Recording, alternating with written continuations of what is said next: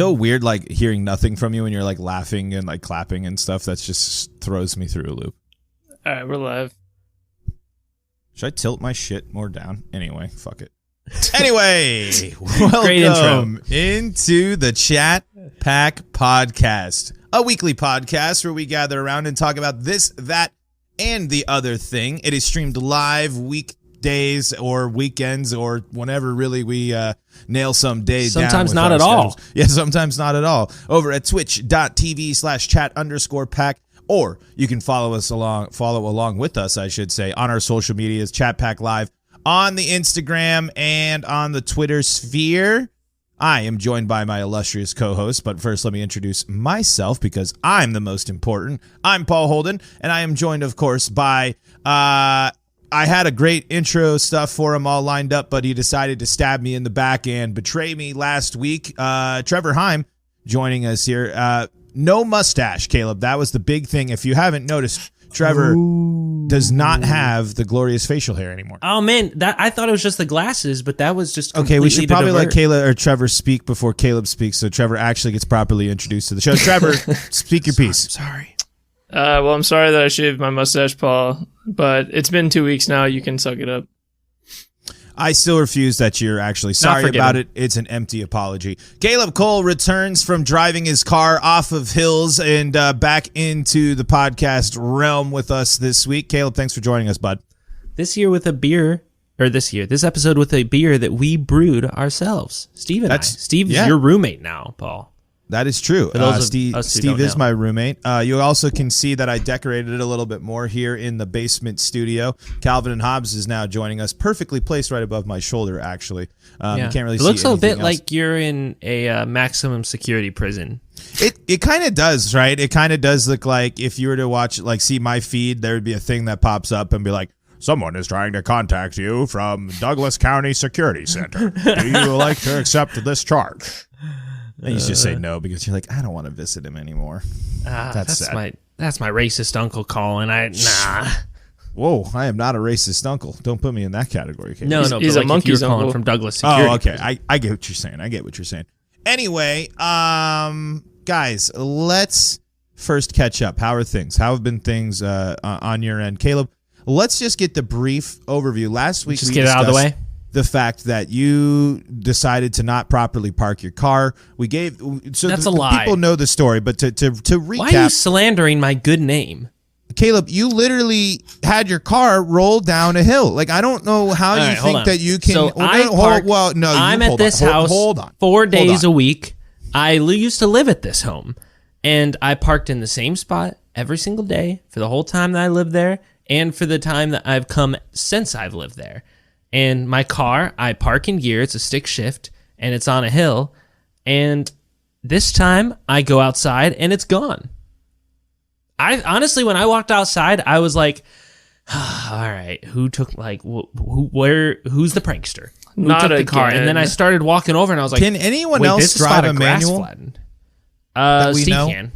Okay. Of course, Well, Trevor. yeah, Trevor. Yeah. Okay, yes, that's a given. Who's at the house? You could, yeah. If I needed someone to drive a 16-wheeler, I would be like, all right, Trevor probably knows how to at least somewhat drive that thing. I don't have my Figure it out. CDL. I have faith. But they don't need to know that. Could you But drive? you have your CPL, lights which on, is like your Chat Trevor. Pack We license. need to get you. License We need to to get Chat you Pack. on the road. We need to get on the road, and our only option is a 16-wheeler. Can you get us out of the situation that we're in? Is it a Trevor, zombie we're in Alaska. apocalypse type The of roads are situation? icy. Oh, I don't ice know. road truckers? Boy. I don't I want could drive that. it. I'm just saying, if we needed to get out of there, could you drive a 16-wheeler? Probably. You probably figure it out. You know, this is actually an ironic group of people that I trust all people here to drive. I guess just you two, which I like. That is, I don't have a lot of anxieties, thank goodness, and that is one of them. Driving with other people freaks me out. I can't do it. I get so stressed out. I'm just sitting there like trying not to be like. Oh yeah, I legitimately hate being a passenger in cars. Like it's 9 awful. times out of 10. It's one thing for a road trip when like you need to like kill some time in that thing, but yeah, I am in the camp of I'm much more comfortable driving. But I will say, Caleb, actually, you're the person I don't feel as bad with. You're someone I don't mind having the drive. I think we've spent a lot of time on the road with each other. Yeah. We've multiple road trips. Yeah. Well, so it's like that. But speaking of driving, Joan, why is there an S before? She really threw off this whole thing. But our friend Mojo Jojo Joe, aka our friend Joe, is in the chat hanging out saying she can drive a forklift if we need to. And let's be totally honest, I would love to see Joe drive a forklift. Do I necessarily think that's a great idea? No. I bet she could do it. She used to drive around that big ass recycling truck. Yeah, she was. Well, but I can't tell you how many times I was just like chilling, dude, and then all of a sudden I just hear like some music, just like, and I'd look over and it's just her jamming out across the parking lot while she's in the big ass truck, like slamming, playing drums on the wheel. I'm like, oh, I don't think I think few people, at least that I know, enjoy life like Joe does. There's no one that can make the most fun out of a situation like sorting pallets of batteries. I would rather, if there was anyone that I had to just sort batteries or rift through trash with, there would be no person I'd rather do it than Joe, I think. What about Bill Murray? Bill Murray would not want to sort trash. I think he's not above sorting trash, and I think he would sort trash, but like, let's be honest, he's not going to put in the work. Joe will teach you everything. She actually was our guest star last week, one of our guest stars, and taught us some recycling tips as well. You really missed out. Anyway, you did really miss out. But Caleb, let's go back. You're in the house. You come back. You think someone's stolen your car. You come back outside and you find that that's not the case. Well, I came back. I like walked down a little bit because it's to understand the lay of the land. There's a little, I would almost say like a parking lot at the top of the hill where you guys live, and so it could fit like probably 6 cars like comfortably. Like it'd be hard to like move the cars around, but it could fit. I would say 6 cars if you had 2 cars that didn't need to leave though. But yeah, true. But then so I looked over like down the hill where the driveway is, and to the right of where the driveway is that comes up, I could see that there was just some grass depressed. Like it looked like something had rolled down and pushed that grass down. And then I walk up to the edge and I look down is ravine too intense of a word? It's not quite a ravine, but it's like it's in between a grassy hill and a ravine, though. Because there are trees. We live on a hill. We live on a hill, yeah. So I would definitely say it's at least it's part of the hill. Like, would you say it's a hill that you would definitely not want to rollerblade down? Let's put it that way. Would you say it rolled into the creek? It is steep. It didn't go into a creek, but like the bottom of the driveway forks upwards, and so it almost made it into the neighbor's side of the driveway. And boy, was it, I mean, it was up. One of the wheels wasn't touching the ground. It was on a log. Well, if those logs hadn't stopped your car, this thing was going through a house. Like, I think that's but the direction I know. Hold on, because of how slow it was, it must have been because when I got down, the e-brake lever was still pulled and it was still in first gear. So first gear. I have no idea. It must have been like, because I knew the emergency brake was weakening. Like it would still stop the car on a slight incline, not even in gear. But I thought, no way can a car roll if it's in gear. That's just not possible, right? Like not I can slide forward. But then, and I thought too, when I told my dad the story, he was like, "Oh, I must have slipped out of gear. That's the only way." But when I got down there, I tried to pull it out of first gear to see if it was in neutral or first gear, and it was in gear, and I pushed the clutch in, and then it snapped right into neutral. So I think it just how far did it roll forward? 50 feet. Oh yeah, I mean, so top of a driveway to the bottom. Feet. I mean, it's a long driveway. I mean, and it got stopped by a pile of logs.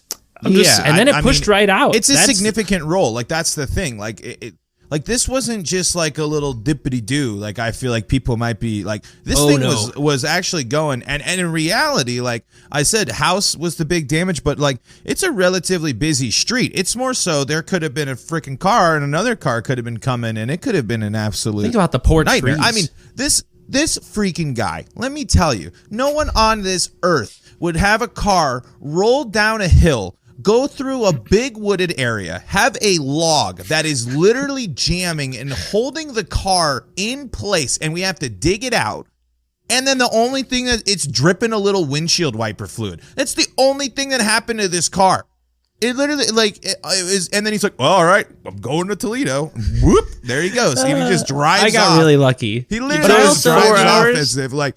I like to think that that's part of the reward of a mentality that I saw my car roll down, and, like, you know, that shit happens, and you can be like, of course this happens to me. Like, this is just my luck. Or you can, what I responded with was laughter, for sure. I was like, holy shit, this is the funniest thing that's ever happened to me in my entire life. Because like the full house, just, we like ran out. Like Steve didn't have a shirt on. Like I didn't have shoes on. Like we all just ran down to just like assess the situation of like, and I was like, okay, I need help. I don't have shoes on. I need to go back, and I just had to run back real quick and like come back with shoes because it was literally just. Do you remember the dude who like he walked by and he was just laughing too? He was just like, oh, and he was just like looking up and he was like, oh, shaking his head and just like, oh boy. I remember when that happened to me back in '72. It's like these the woes of a dumbasses. It had to look ridiculous, and then we dug it all out. And then it still wouldn't, like, you know, it was almost bottomed out on a big log. And so I dug out beneath the log and then moved it sideways.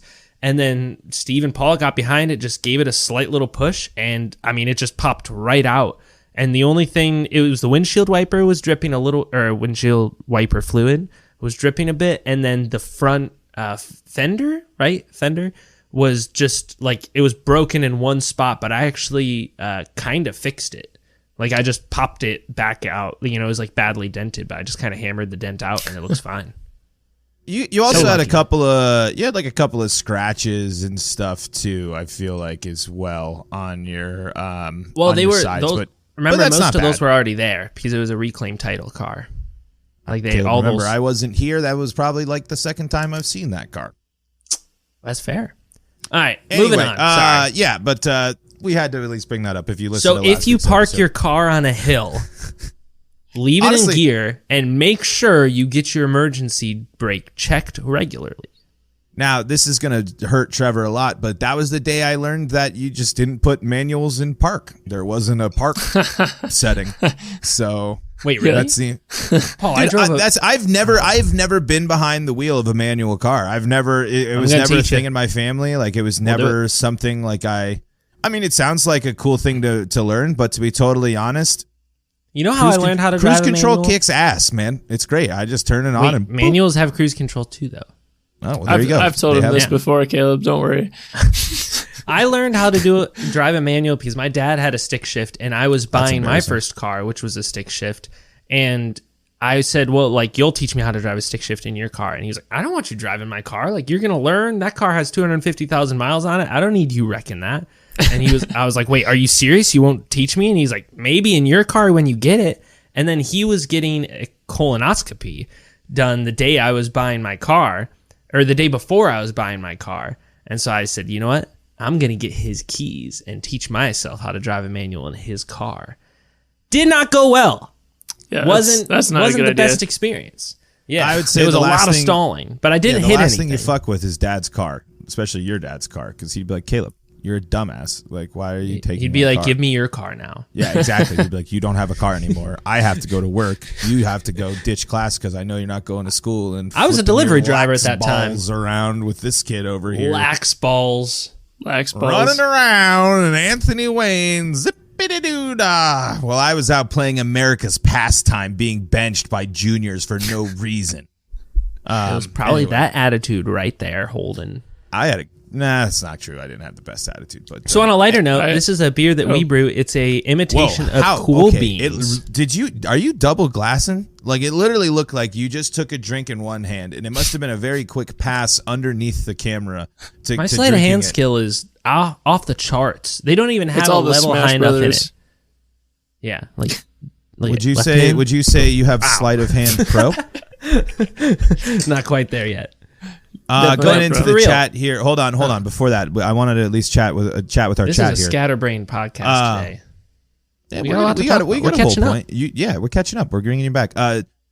Joe says in the chat she uses the emergency brake all the time, and for drifting, automatics I'm sure. are for losers. Automatics are more difficult to use and more efficient, says Trevor's a nerd. I'm probably going to always drive an automatic, but I'm also on my way to becoming a proud scooter owner. Wait, are automatics more? Oh, they're more efficient, like gas mileage, right? They're also like, well, now they're like technically faster too. That's why a lot of like supercars don't have manual transmissions anymore, which is dumb and not fun. It's boring, dude. Manual transmissions are awesome. They make you feel like you have complete control over the car. It's awesome. Just way fun. Also, that's like, all right, never mind. I don't want to get nerdy about the manual transmission. I was going to say, speaking of learning stick shift, that was one thing that my parents like hammered into me was like, your first car will be a manual. You will learn how to drive a manual. And I think that's really good for a kid. Such an Ohio thing. Have to put. I don't think so. Who the hell I have cares? A good argument. No, because I know that when I was a kid, like I'm not proud of this moment. But the first time I ever drove away, like I was like, oh, I got my license, like finally going to take the first drive alone. And I hopped in the car and started driving. I was like, my mom's not here in the passenger seat. I'm going to switch the music on my iPod Touch because that was a thing one day, kids. And I immediately was like in the left lane. I was like, oh, shoot. But like when you're a stick shift makes you pay way more attention because you have to watch the RPMs and think about your speed, like way more. It's all the focus on the road. And you need both feet and both hands to drive it versus like just cruising along and you can like be on your phone and you can be eating and, you know, doing whatever. I think it's actually safer.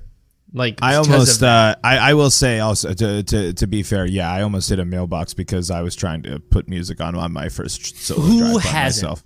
That's what I'm saying, man. Everybody, when you get that freedom, I will not stray away from that.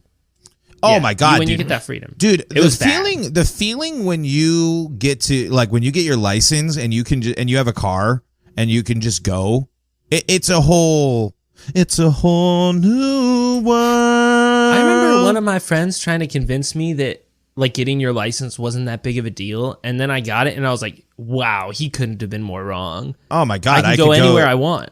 I can drive to Chicago food. Just on a whim. Yeah, I could just We drove to Chicago just to get pizza one time. Chicago's pretty good for pizza, man. Pizza sounds good. I mean, it's dinner time after I do think Chicago pizza's overrated. I don't want to get into a whole big thing, but I'm just saying I think it's overrated. Joe in the chat says I sang that song for my auditions in the talent show. They gave me a silent role. I feel it, Joe, but that's why that's what it inspired you to go and start the band Stink 180 Poo.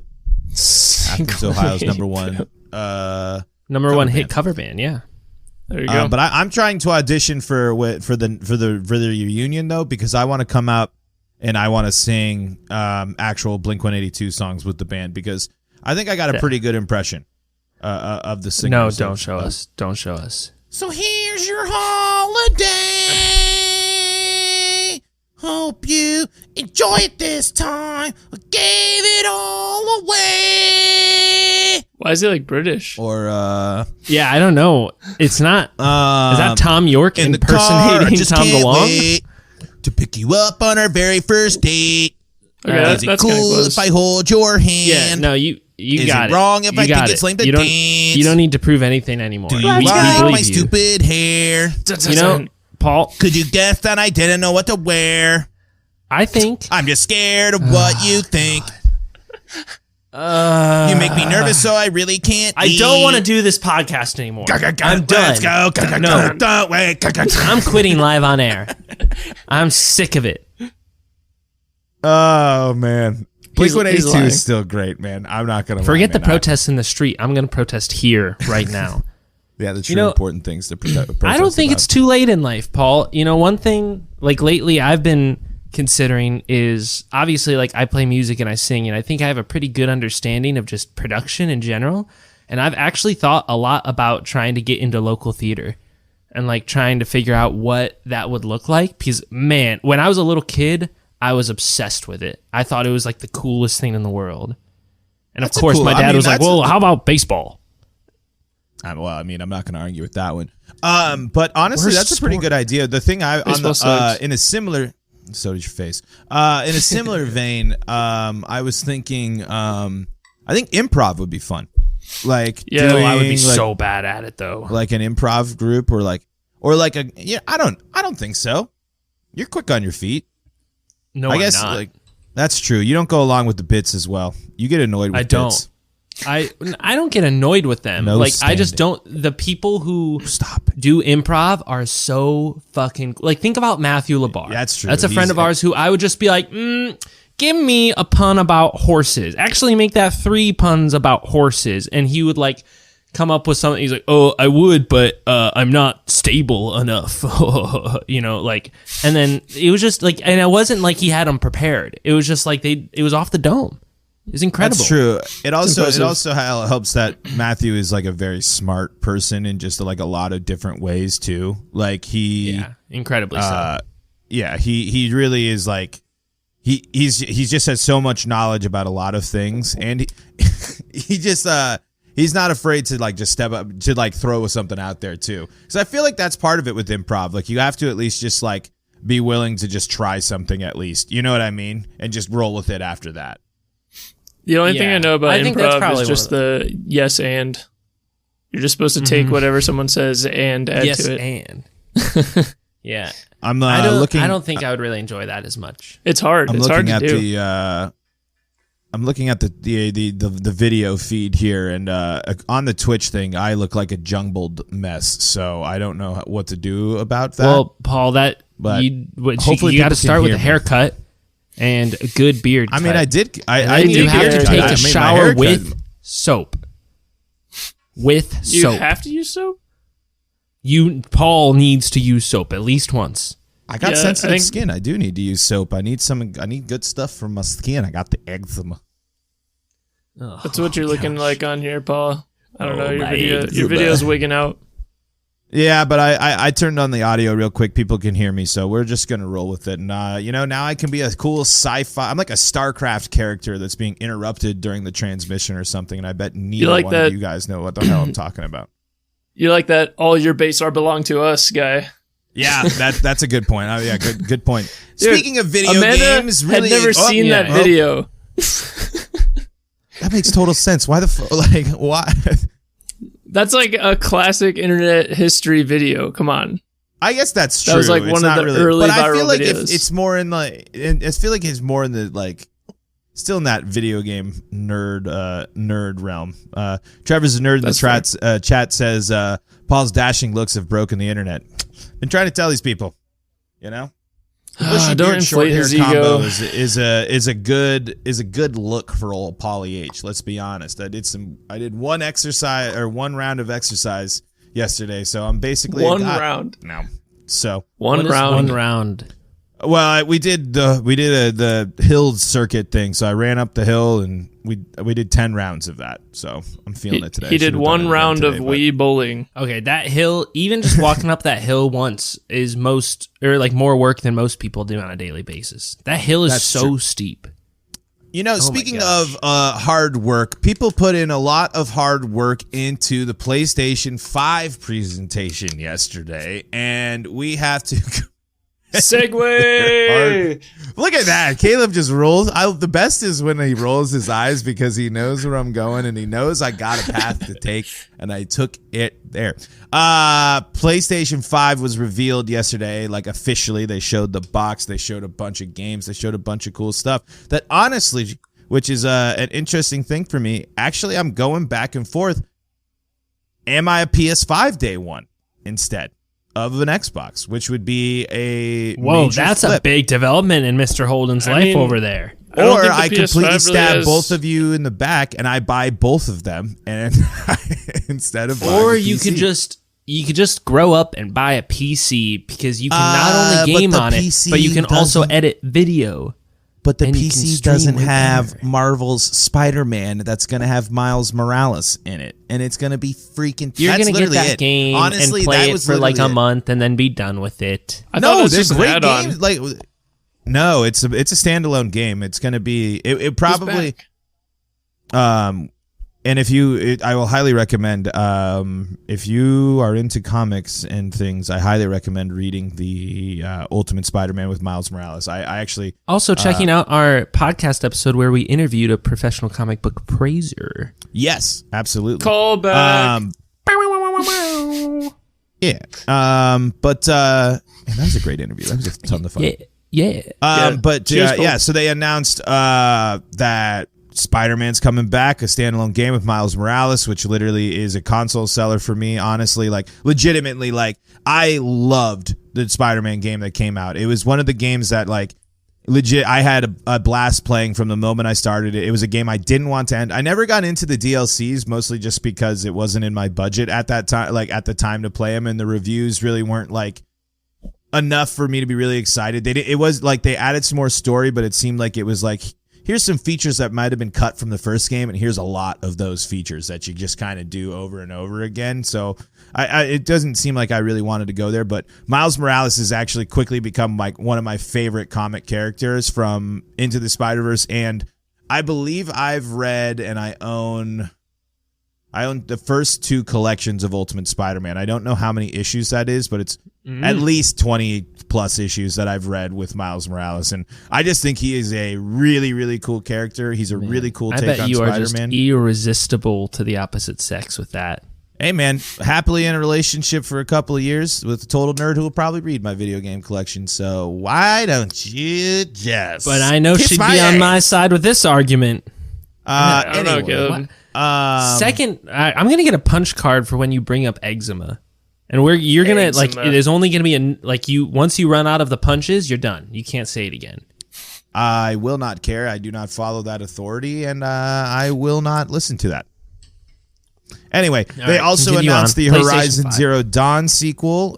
You go further west. That game looks sick. The game is sick. It's actually on my backlog. I never beat it, so I'm gonna watch basically an update on the story up to where I stopped, and then I'll just beat the game because I don't want to restart. One of the prettiest games I've ever seen. Mm-hmm. And it's coming to PC. That's one of the games. Did they confirm that yesterday? Yeah, that was because I think Horizon's the first one. Horizon Zero Dawn's I don't know about coming. the new one. Yeah. It probably will, but Trevor, that's a must play for you. I think you'll really like that game. It's super cool. I've been excited to I play watched it Paul for a play it while. a lot. Didn't we all watch? That was when we all lived together in Athens. When Paul was playing that. Yeah, it was towards the end though, so it wasn't. I think it was towards the end. So we didn't have a ton of time. The big that came out. There was a lot of good games that came around. The end of. I walked past our old house the other day. You didn't know which one it was. Yeah, I went from the back and I went to the wrong one, but then I was like, oh wait a minute, there's the. That is such a Paul move. I haven't seen everything from yesterday, but it was exciting stuff. PlayStation definitely came out the gates. But this is fresh or hot on the heels. What's the price of? Probably one of the big interesting things. $500, right? They did. That's actually the big interesting thing from yesterday. They did not announce the price, and I don't know why. Must be high. They announced 2 different consoles though. There's 2 different consoles. They're following the Xbox Hold on, approach. explain that. They're following the Xbox approach of they have a disc drive and a discless drive, and so it's if you want to go all digital, you can go for the cheaper model. You can play your games digitally. You can. Disc drive's like $15 to put in something. Yeah, and I'm still my favorite games I will buy physical, and I will have a physical copy, and I will want the ability to play physical games. And leading in, The Last of Us Part 2 comes out next week. I will be, as much as I want to, as soon as that game unlocks, play it. When you get that, please let me know. Oh, dude, it's all I'm doing. I want to watch it. It's like watching a movie. Yeah, it's so awesome. Legitimately, it's all I'm doing. I just want to watch it play it. That's all I want to do. So I will definitely opt for disc drives, but I did actually think though with the PlayStation 5, I was like, do I go digital so I can go both consoles for a cheaper option? But I like having the collections. I like seeing them. I like having them mostly. I like having them. Which is a big deal for me. But yeah, that was interesting. Honestly, they had a bunch of good stuff, but I guess they're waiting for Microsoft to tip the hand first about price for the new console. And I think we'll hear more about We've seen a little bit from Xbox, but we'll see more come July. But it's crazy because E3 would be wrapping up like right now, actually, if it was still happening this year. So there's still so much big video game news to come. Hey, you. Yes, you. We just wanted to take the next 30 seconds to tell you, our favorite listener, about the easiest way to make a podcast, Anchor. If you've been listening to us babble on week after week and thought, hey, I could do this, then Anchor is the place for you. They give you all the tools you need in one place to record and edit a great-sounding podcast, whether you're on a phone or a computer, and the best part, it's free. They even take care of distribution and monetization so you can be heard everywhere and start making money from your show with no listenership required. If you've got the next great podcast idea, download the Anchor app or go to anchor.fm to get started now. Right now! Do it! Go now!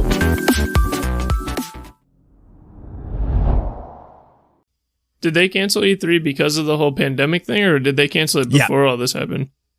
Okay. The E3 was like on the rocks, and some people were concerned about it because people were pulling out even before pandemic. Like Sony didn't go to E3 last year, and they weren't going to come to E3 this year. Most famously. So they were on the rocks, but no, it was canceled due to the virus. But it'll be interesting to see if it comes back, honestly, like really. The PlayStation presentation last night was the most watched gaming like live stream thing. I think on YouTube, like history. So that's a big fucking deal. I mean, people are at home and bored. Yeah, I mean, that's definitely part of it for sure. And the PS5 there wasn't a lot of information. Xbox has put out at least information to like sink your teeth into a little bit and go into. This was PlayStation's first big thing, and then like Microsoft had this weird thing earlier where they said they were going to show some games, and it was weird. But this was Sony like coming out and be like, here's Horizon, here's Spider-Man, here's Grand Theft Auto 5 being brought to next gen. Here's another Gran Turismo. Yeah, and so wait, a new Elder Scrolls? Did they say something about that? No, he said Gran Turismo. Or you were just speaking Okay, no, I said GTA is the new, or GTA 5 is the new Skyrim because it's being put on everything. That's $20 Skyrim's on. I want a new. There's no way it's not. Well, but like, they're in development. I want a new Elder Scrolls. I mean, it's in development. That's already been confirmed. Like, new Elder Scrolls is a thing, but new Elder Scrolls is a long time away. I would say minimum. Was it Trevor who was it you who said something about? Was it Sky Oblivion or something? It was like they have a new thing. I don't remember what it's called, but yeah, it's a new IP. It was like a huge mod package. That was like, I think you put over Oblivion to make it play more like Skyrim, and it like was supposed to be like a bunch of like it was like it was a third. Okay, it was. Hold on, I'm gonna Trevor that. Really I remember quickly. reading something about it, but I don't remember really discussing it. But yeah, they like update it to the latest stuff. But yeah, I'm not gonna lie, man. I am definitely, and I know again, it's not what you guys would do, but I am seriously picking up both consoles. If just I can buy a PC if you do that. Does it make sense for me? That is, I just feel like there's not enough exclusive stuff these days that like it's really worth it to have one of the consoles. I really Sony first. I know it's a games, weird shift to make. It would make less sense for me to just go Xbox than Sony because that's Trevor. I will say that's not true. Sony's first party games are worth buying their console for. Spider-Man, God of War, Uncharted.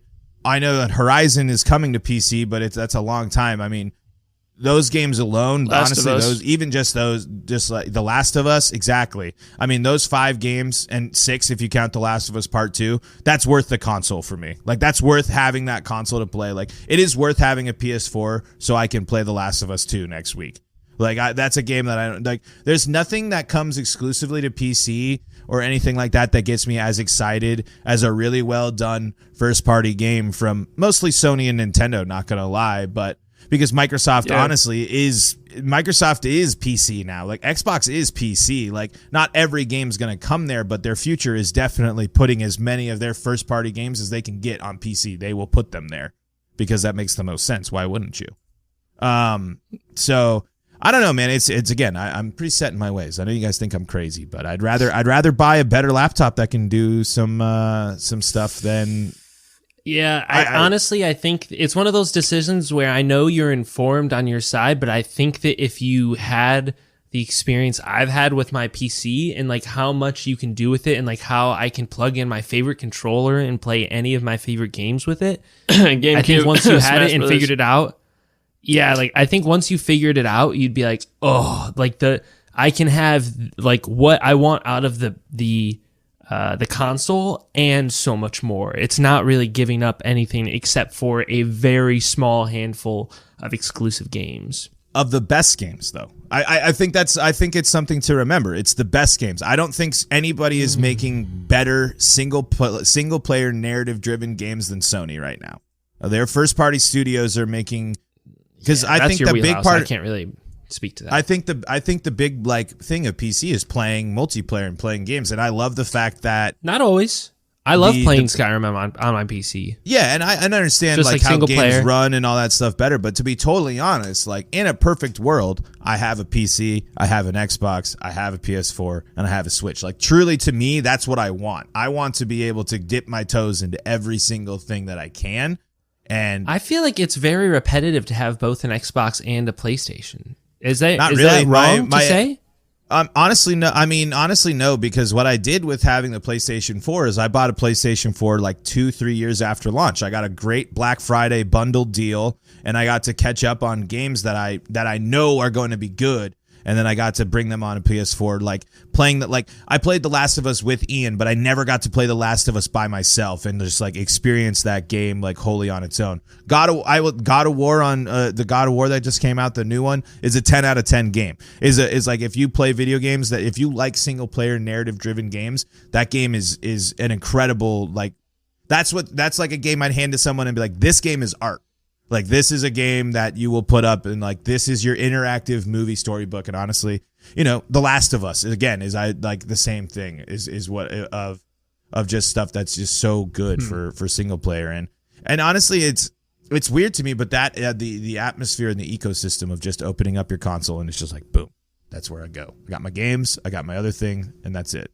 But we have a whole episode on if I should go next gen consoles or PC, if you want to check that out, go back and check that out. I also want to just a quick update. I did look into the Sky Oblivion thing. So it is called Sky Oblivion, and what it is they're porting Oblivion into the Skyrim, I think engine's the correct word.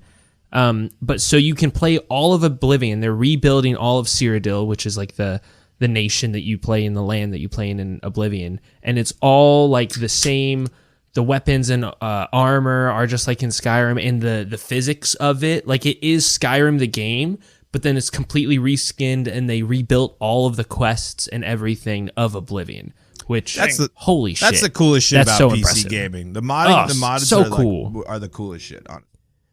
Yeah, and like I think the other thing that is so cool about it is that they are still requiring you to buy the Oblivion and Skyrim game. So, like, I think they could, the way that works, they could just kind of say, like, yeah, just free download, check it out, like, or pay us or something. Like, I know that's illegal, but I'm sure they could figure out a way, to still make it happen. But it's awesome. These days? It's not that expensive, and I think it's awesome that they're giving, like, the people who created those games, like, blood, sweat, and tears over those. Like, it's pretty cool that they're still pushing people to buy that. I mean, I guess Bethesda's probably just getting the money, but at least they're getting the credit, the people who made it, because they did a really damn good job. I'm not anti-piracy, but I will say buy your video games, at least because that's just the stuff I just feel like you should. But why would I say that for video Paul games? Holden soundbite. I'm not anti-piracy. But cut it out, Trevor. I'm not pirating anything. Anyway, this leads me into, of course, one of the big things. Hi, Dottie Waddy. The natural segue from Oblivion and anti-piracy. Well, no, it leads into just the PlayStation stuff. Like one of the big, it kind of has some piracy stuff in it, or leaks, I guess. The Last of Us Part 2, I've mentioned a couple times, comes out a week from good pirates don't have leaks. Keep a clean ship. I guess that's some pirates might have leaks. Yeah, but they've got pitch, or they might need to take a leak. But The Last of Us Part 2 comes out next week. Very excited for this game. while I feel like in the world I don't get like nearly as like, I'm like very excited now, but I feel like it's because it's so close. I don't get to the point where it drags on so long where it's like months in advance. I'm like salivating over games. Also in today's world, it's hard to like be like, yeah, let me focus on a video game. That's the thing I really need to be really focusing all my time about getting excited about. But it brought up this question in my mind. This is, I believe, 7 years in the making. I believe The Last of Us came out in 2013. So this sequel is 7 years in the making. I'm very excited. And like I said before, I hopefully will probably, I don't know, hopefully, but like I will probably beat it. I want to know what happens. I'm so excited for this game. So it leads me to the question of what is something that you're still really hyped for, or something in your past that you were so excited for, like the hype was unreal and you were just really excited for it. Trevor?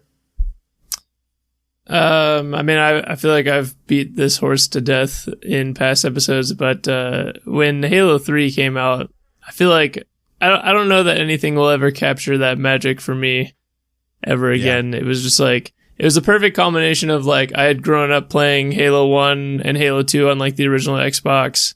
And when that first trailer premiered for Halo 3 during the Super Bowl, I about dropped my plate of nachos like straight on the floor, because I was just like, this is going to be the coolest shit I've ever seen in my entire life.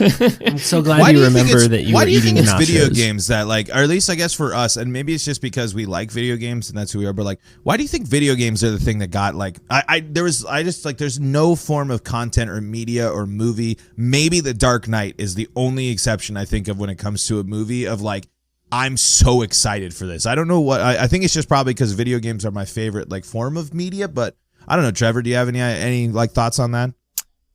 I mean, I feel like video games are kind of a unique thing because you can spend so much time like in them, spend so much time playing them. And it's another thing that like you can, like, a lot of games have like a multiplayer aspect or something like that, or a cooperative aspect. And so you can share the experience with people as well. And you can share that experience for like 60 plus hours in some games, you know? So I feel like there's definitely been movies that have come out. Like when I went and saw, which I know you missed out on the hype with all this, because when the Endgame came out. Mind you, I didn't see it, but I mean, I was on the internet. I was listening to my podcast. They were all about it. Like I understand the gravity. I know I wasn't there, but I at least understand the gravity of the situation that was going on that last summer.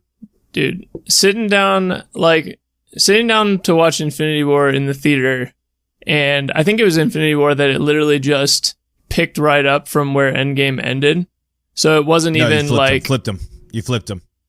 Oh, sorry. Infinity War's first Endgames picks up right where Infinity War ends, and so it doesn't waste any time with like opening credits or whatever stuff, you know, like your usual like movie intro. So it's just like, boom, here's the scene that you just saw at the end of Infinity War, and we're going now, like strap in, because this is going to be a ride. Right. And like sitting in the theater for that, like I feel like it was the same thing when I went and saw Rogue One.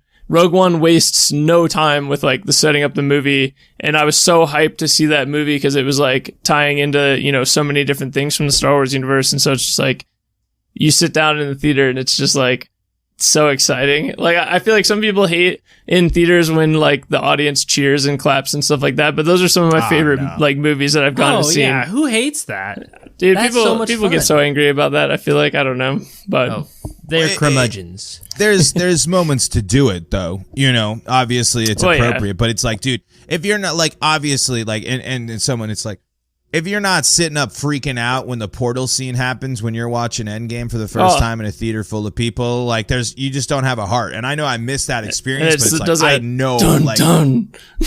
Yeah, it's awesome. And then he just comes in, he's like, on your left, and then it's just like, you know, and it's just, dude, when he wields, I haven't seen any of these. I don't want to spoil anything. Can't really hop in on this. Dude, it's too late. Honestly, it's like it's a year. Everyone's but it's interesting because I feel like movies are done. You know what I mean? Like the ride is in there. Like you're saying, you when you play The Last of Us, you can just go and you can play the story, you can get the narrative, and that can be it.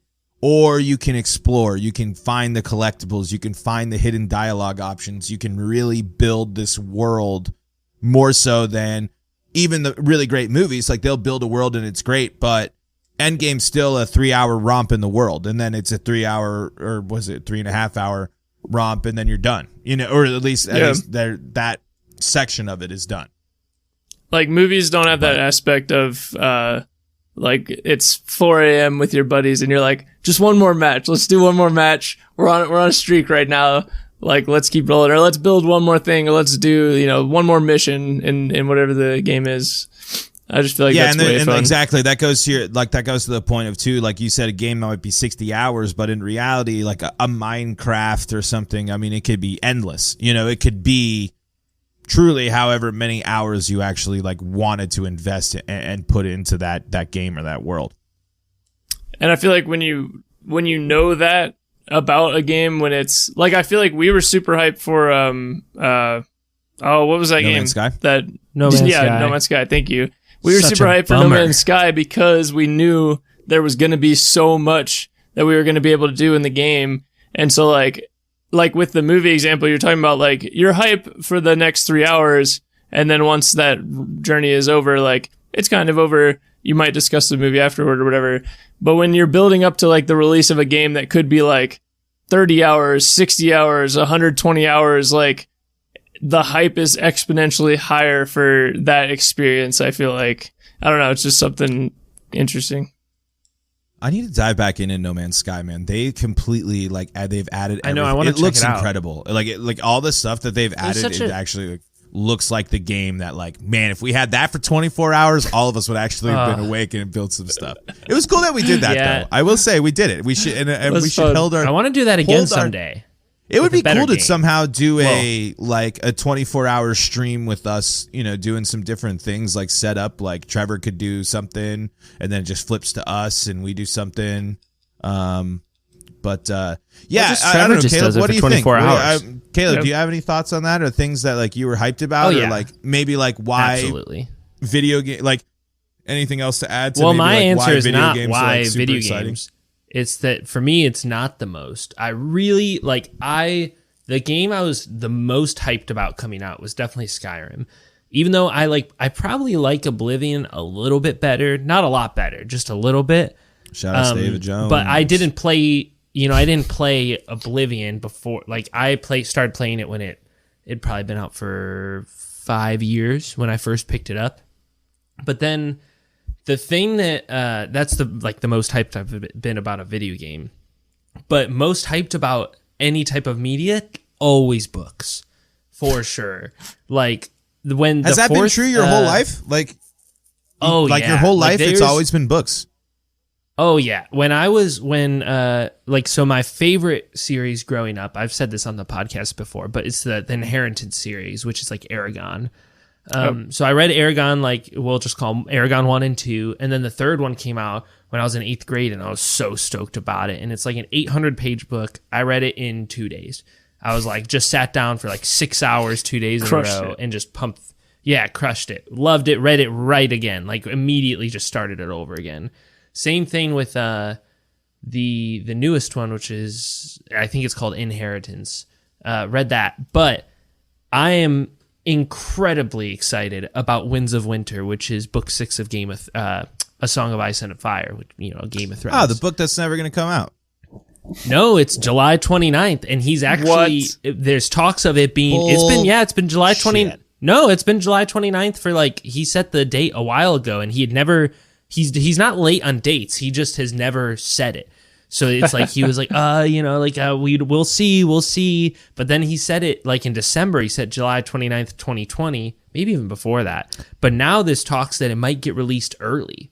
That he might actually, because it's been done for a while is what they say, but he's just been, he was waiting for the bad taste of the last season to wash out of people's mouths a little bit before releasing it. Oh yeah.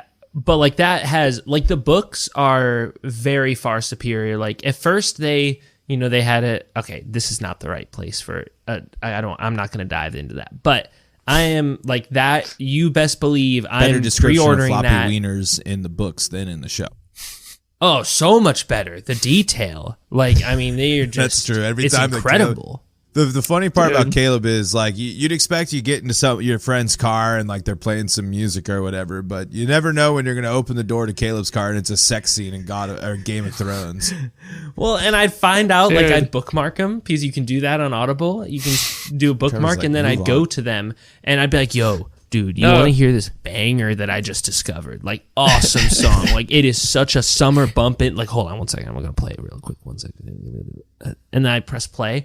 It's like, and her moon's blood was upon her, but he cared not. And, it gets really graphic really quick. The Game of Thrones, no, I was shaking my head because Game of Thrones, like, George R.R. Martin, I think he spends... Like, someone should do an analysis of, like, how many pages he takes for various, like, story elements, because I feel like when he's describing, like, a new city that you arrive at, he takes, like, a few pages. Or if he's, like, setting up a new character or something, he takes, like, a page or two. But when he hits a sex scene, and especially a sex scene where it's, like, weird underage characters or something, it's, like, 15 pages of, like, the sweat rolling down the nape of her back, or the nape of her neck, or whatever, and all this stuff. And I'm like, dude, come on. It's not. I would say that the places that he puts the most time and energy is the dialogue between characters, and that's why I like reading those books so. Well, that's why the first like 5 seasons were so good, because the dialogue was like you had to go back and rewatch the dialogue so many times to like pick up on everything that all the characters were discussing. Well, and Paul knows, like, I got the audiobooks. And I would just, like, because I drive a lot between here and Toledo. Next to another wiener. Grow up. Enough. Grow up. Wiener, fluffy wiener. Just let him get it out. Just let him get it out. Peter Dinklage. I actually really like when they fucking Game of Thrones. Fucking Game of Thrones. At one point, the line is non-erect, floppy or wiener. It's pretty good. It's really funny, actually. But so the audiobooks are like just one of the absolute best readers. What narrators? I think narrator would be what you would call him. Yeah, if they read a book, if they're reading an audiobook, it's a narrator. Yeah. And it's like you would think that like hearing an old man like do like the voice of a little kid is like super terrible and cringy, but like honestly, here I am. I got the 3-yard raven. I fell out after it's very immersive. Mom and Pop, brother, sister, bang-a-rang. Did I do this to you when you talked about Infinity War and those other garbage Marvel movies? Did I do this? You're not garbage. You're dumb. You're dumb. Like they are honestly. They're not.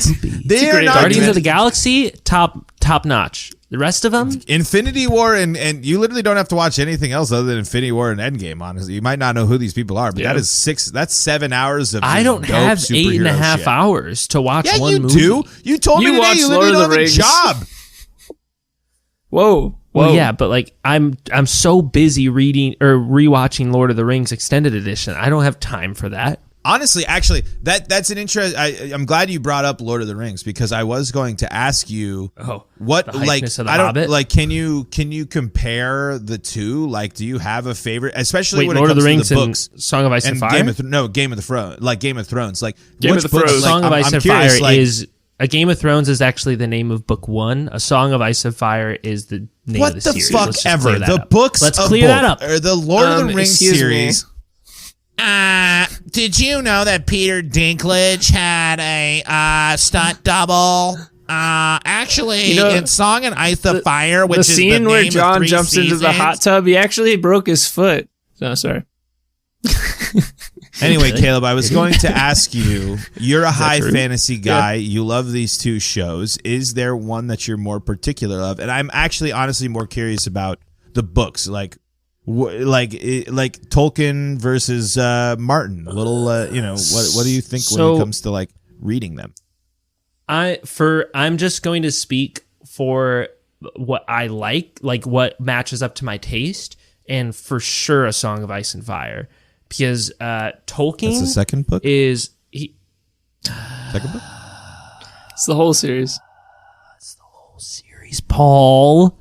It's the whole thing. Wait, okay, wait a minute. So you're telling me that the whole thing is a Song of Ice and Fire, but Game of Thrones is only the first one? And then they just went with the name of the first book? Game of Thrones is book 1. Game of Thrones is so much better of a title. Game of Thrones should be the whole thing. Song of Ice and Fire should be a section of it. Well, the Song of Ice and Fire is the... That's the one... The what's that called? Where the witch makes the mystical the prophecy. Yes, that's what the Song of Ice and Fire prophecy. No, Blood Lady. I don't think we're gonna really know if it is like a Game of Thrones makes sense. Like it is definitely like a way better like name. Like I think that was the one thing that they did really well with the series. It was like, okay, it makes way more sense for like everybody to get that. A Song of Ice and Fire might be a little bit more poetic of a name, especially once we get all the information, like when the last books come out. But anyway, I digress from that. And I think Tolkien, like, he's an incredible writer, and the individual bits, like the just taking little chunks out, I think he's honestly a little bit more talented than George R. R. Martin. Like some of just the individual quotes are so fucking hard hitting from Lord of the Rings. Like some of the quotes specifically, like just the bits of wisdom that Gandalf lays out, you're like, you have my soul. Like I think about them throughout my day, and like that's actually changed a little bit of how I'm like not huge developments in my life, but I'm like shit, like that is so fucking deep. We should watch some extended edition soon, dude.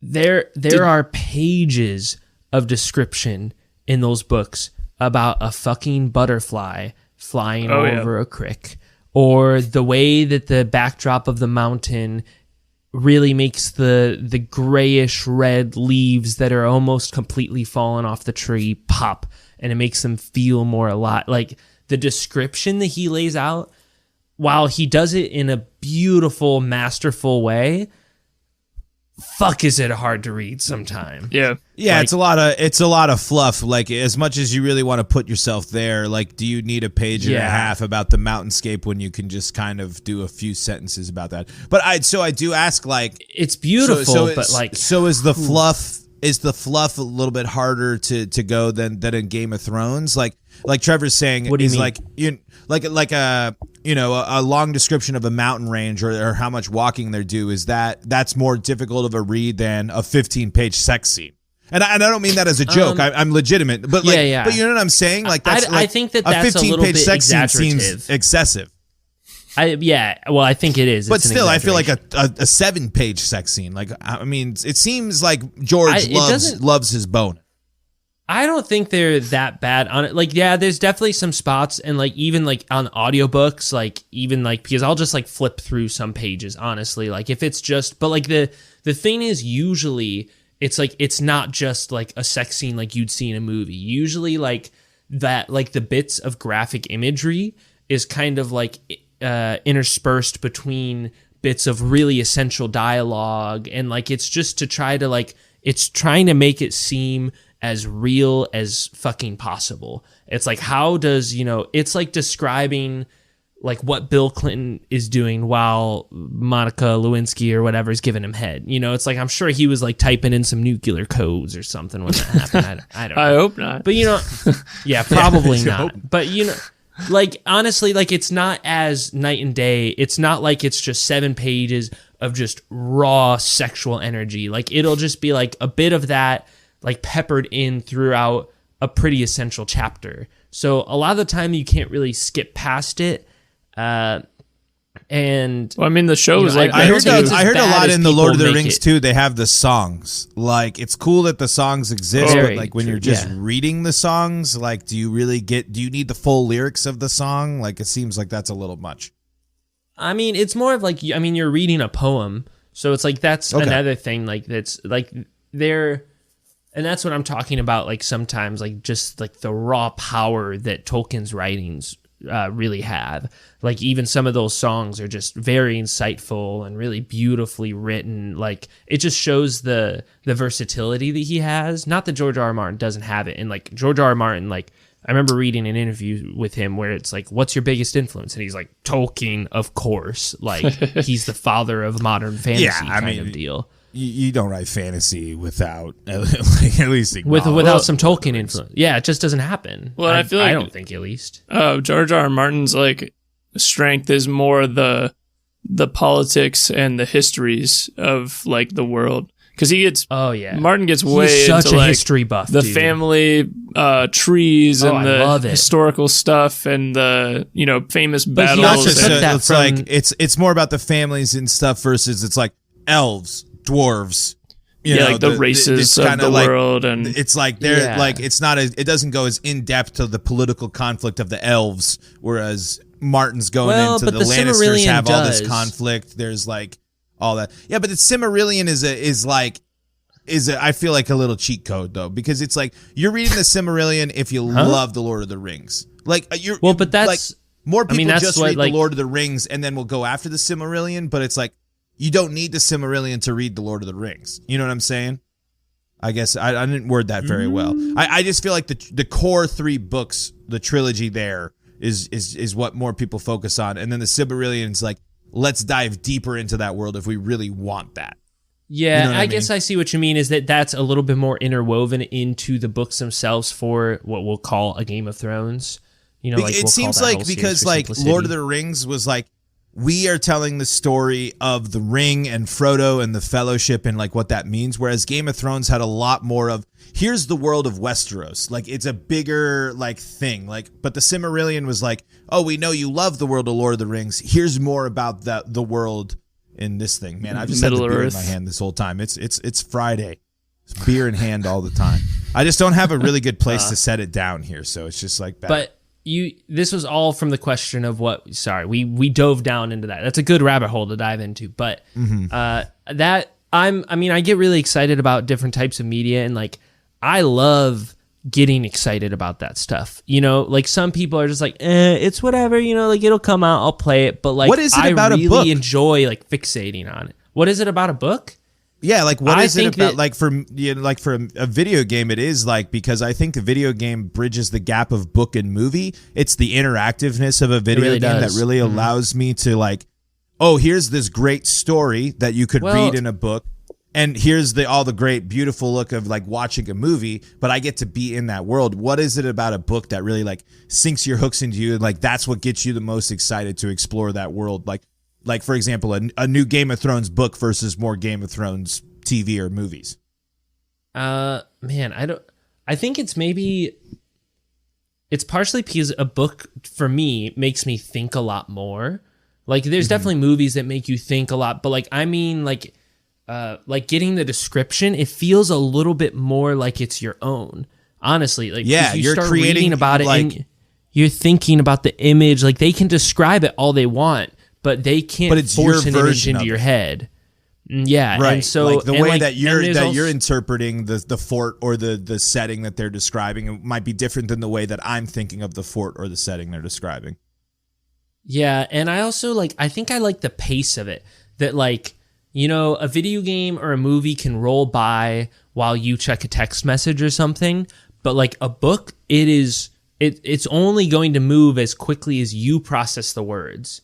It feels like a little bit more, manual transmission, if you will. Like it doesn't feel like it's being spoon-fed to you. It feels like you're discovering it.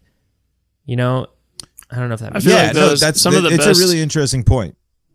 No, good. Trevor, I would say though, like some of the best movies and best TV series though are ones that like don't try to spoon feed the audience, and they just they basically treat the audience as if they can think for themselves, so that it just creates a much better story, But I don't mean in plot line. Let me not let that get mistaken. That's true. I don't mean that like it's a spoon fed in the sense of plot line, because there's plenty of books that it's just like, here it is. You can only come to one conclusion, and you're right or wrong about it. The blue curtain is really just a blue curtain. I don't get that reference. What are you talking about? That's like the classic, isn't it? Blue curtain. Metaphor. It's the classic, the literary teacher is like, cut out the part of you explaining it to me. Yeah, okay. No, definitely, like a blue curtain for sure. And so the green light. I thought you were talking about like the light in Gatsby, like green light, like in Gatsby. But anyway, yeah, like it's got representation of something else, but then it also is just a green light that's like in the book. But I don't mean but that people in are plot drawing line. their own conclusions. Yeah, I mean that in the sense of consumption, like the actual media. Reading. Yeah, like when you're reading it, like it feels like you have to pull the words out of the book and you have to process it. You can't just look and let it wash over you as much, you know? No, 100%, especially because it is like, you're absolutely right. Like to get the story, to consume the book, like you have to read it. Like a movie, you can hear it, but you can watch, you could check your phone, you could go to the bathroom. I mean, there's so many things that like will impede that, but you're absolutely right. Like a book, like if you're not listening to it, I mean, if your mind wanders with a movie, well, you can't passively like my mind read. often You know does. what I mean? Yeah, you can passively. that's the way check, to say it. Passive versus active. Like wait, like you can't. Where does you can't audiobooks passively fit into this? Well, I was going to say definitely more so like for a Caleb, movie. for you, like Definitely more because you listen to more audiobooks than anybody I know. Like what it like how different Just is it? when I'm I know it's a driving. lot of different, but it's or like mowing the yard. when It's you're not- when I you're wouldn't listening to Game of Thrones, are you able to like does your perception or your idea of the settings of the landscape change because someone's reading it to you versus you picking the words out and going through them yourself?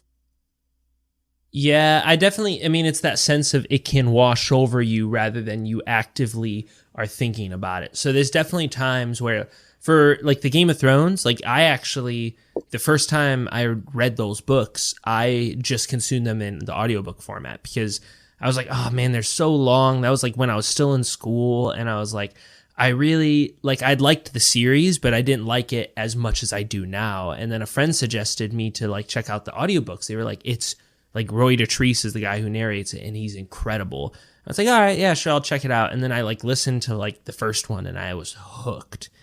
But I definitely think that it's a little bit more like a movie, like listening to an audiobook. And like there's some advantages to it. Like I really like hearing like the different voices and like some of the characters like then I like Dolorous Ed. If Paul or Trevor, you probably remember Dolorous Ed, right? The character in Game of Thrones. He's he's at the wall with Jon and he's like supposed to be in the series he's not portrayed nearly as goofy as in the book, which is kind of a bummer because he's one of my absolute favorite characters in the books. He's so funny.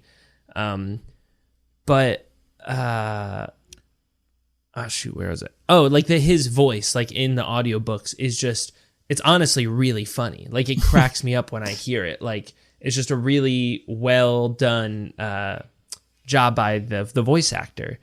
And so there's some of those things that like I really miss when I read the book, like because I'm like, oh man, like that always cracks me up. But like the influence is there from the books, like that's where it came from. Yeah. So you're going straight to the source, and it's unadulterated by somebody else's vocal impression. Like you might think a character is stupid because his voice is really annoying or something, but you won't get that on like the pages of a book. I feel like audio, like listening to a book, excuse me, is a great way to go through a book a second time. You know what I mean? You've read the book, you've gone through it. I feel like an audiobook is a good way to revisit the world, to go back to hear it, to dive back in, but maybe also, not just the utility as aggressively as reading it. Yeah, and like you said, like if you're driving, you can 6 do hours, other things.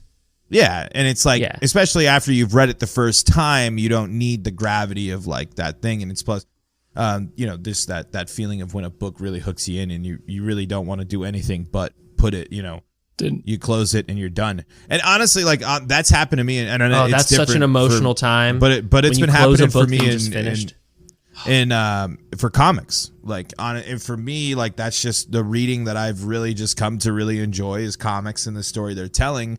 And it's just, I close the book and it's like, I shouldn't go spend another $25, $30 on comics, but all I want to go do is go to the comic book store and buy another $25, $30 worth of comics because I want to know, how this story ends, what's going on. And life's short. You might as well enjoy it. Yeah. What's the point of money anyways? Yeah, I don't think you can really do anything like tangible with money anyways. I don't think it's like, it's not really that helpful. Yeah. Anyway, what an interesting conversation and this podcast. This is a roller coaster. We should probably be wrapping up. We're at an hour. Yeah, we're gonna get ready to wrap things up here. We're a little over an hour. We like to keep these things relatively close to an hour. Plus, your boy is ready for a dinner plate from Casa Nueva here in Athens, Ohio. But let's close out the show. I'm ready for Winds of Winter. George R. Martin, if you're listening, I'm so excited. I'm so excited. I just punched my microphone. But yeah, he's for sure listening. Also, I admire you. You're a little bit creepy, but I do admire your skills. He's got great stuff. Anyway, let's what are you closing thoughts on the shows, guys? What do you want the world to know as we wind down on this June the 12th in the year of our Lord 2020? Year of our Lord. Well, I have to give my suggestion. This true. week, I wasn't here last week, so you can't say I didn't make a suggestion because I wasn't here. I suggest emergency brakes. Use just them. In general. Use them. Pull them all the way, which I did for the record.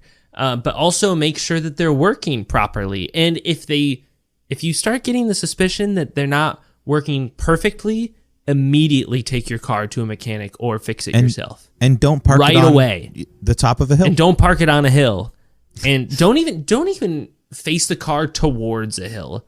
Don't even let the car get any funny ideas. Just nip that problem right in the bud. Emergency brakes.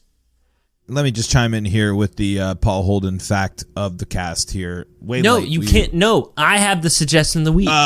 You're not doing a fact of the cast. Miller Lite High Life. Garbage. Champagne of beers is the best way to drink cheap beer affordably. No. That's the Paul fact of the day. There's so many better cheap beers. Paul fact of the cast. Wow. I could play a drum. I could play a beat on drums now. I could. So as we're wrapping up, we should wrap up. Yeah, we should wrap up. We are wrapping up. Trevor, what do you got to say to the people as we say goodbye? This week I got really into smoothies, and then I quickly realized that I drank too many smoothies, and my stomach's been really messed up. So be careful of that, everyone, all those listeners out there. You should put flaxseed in your smoothie. Put dairy in your diet if you have Crohn's. We know I don't drink. that. I don't eat dairy. I don't have any. Wait, dairy. hold on. Let me guess. Almond milk, protein powder. I'm allergic to almonds. Shit. Jesus Christ. Oat milk. Coconut milk. Flaxseed. Coconut milk very much. Coconut milk's kind of good. I don't know. Protein powder. Spinach? But I was doing my favorite one was doing avocado. No, I too much vitamin C, boys. Legitimately, I do want to know what your smoothie is. Yeah, no, legitimately, I do want to know. My favorite one I've been doing is avocado, banana, spinach, either peanut butter or Greek yogurt, and then flaxseed and chia seeds. A lot of superfoods, it sounds like. Chia seeds, wait, you do them raw? I've been thinking about putting them in there. Maybe that's why my stomach's been so upset. Right? Yeah, I've heard that because don't you usually let them soak so you process them better?